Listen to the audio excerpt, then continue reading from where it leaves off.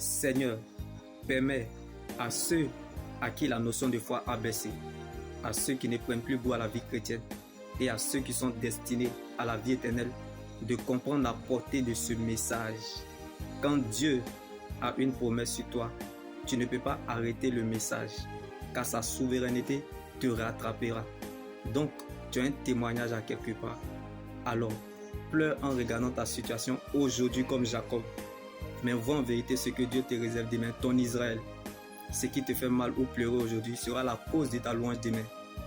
Même si le temps présent ne témoigne pas de toi, sache qu'il y a une fin qui t'attend, car la personne à la promesse n'est pas la même personne au stade de l'accomplissement. Donc la fête changera des camps. Même si tu ne veux plus croire, le ciel croira à ta place, car Dieu ne t'a pas mené si loin pour t'abandonner. Donc tes doutes ne feront pas douter Dieu.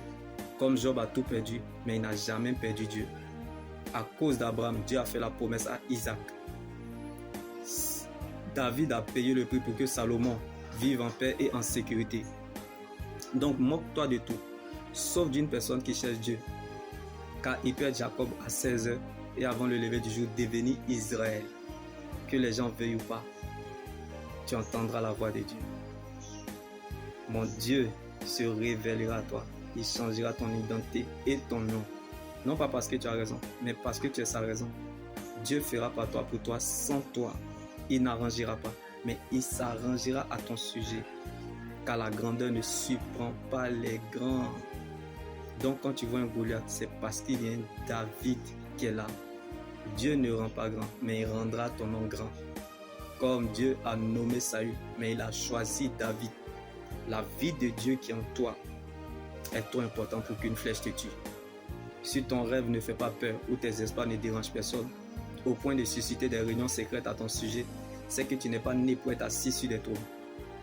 Alors ne pleure pas, le jour que tu apprendras ce complot contre toi, c'est le signe que tu es le futur roi comme David et le futur reine comme Esther. Si tu fais de la parole de Dieu ton roi, tu deviendras sa reine comme Esther. Alléluia. Même si le Seigneur ne t'a encore rien dit, mais je sais que tu dois garder ce qu'il t'a dit. Quand tu sais, on ne peut plus rien faire pour toi, mais ce que tu ignores peut t'envoyer très loin. Quand tu veux voir, il faut savoir regarder la parole de Dieu. Si tu fais de la parole de Dieu ton roi comme David, tu deviendras sa reine comme Esther. Alors, ne regarde pas la parole de ta situation, mais marche vers ta fin. Comme le livre d'Esther n'a pas commencé par Esther, mais elle a achevé la course avec Dieu. Donc, tu peux commencer de nulle part et finir quelque part.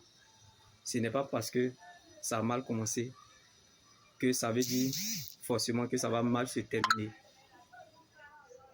Dieu n'est pas obligé de composer avec vous, car lorsqu'il met son choix sur quelqu'un, on ne comprend rien dans sa vie. Donc, si tu as l'impression qu'il y a plein d'incertitudes autour de toi, c'est qu'il y a quelque chose de nouveau qui se passe. Quand Dieu est silencieux, c'est qu'il est en train d'agir.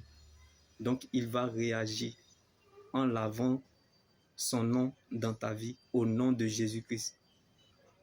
N'abandonne pas et ne quitte pas le processus, car on ne combat pas pour avoir la victoire, mais on combat dans la victoire, dans le nom de Jésus-Christ. Alors, quelle que soit votre position, soyez consolés depuis votre position, car Dieu n'a pas changé de position. Jésus est le même hier, aujourd'hui, demain et demain éternellement. Donc, la parole de Dieu est notre position. Shalom.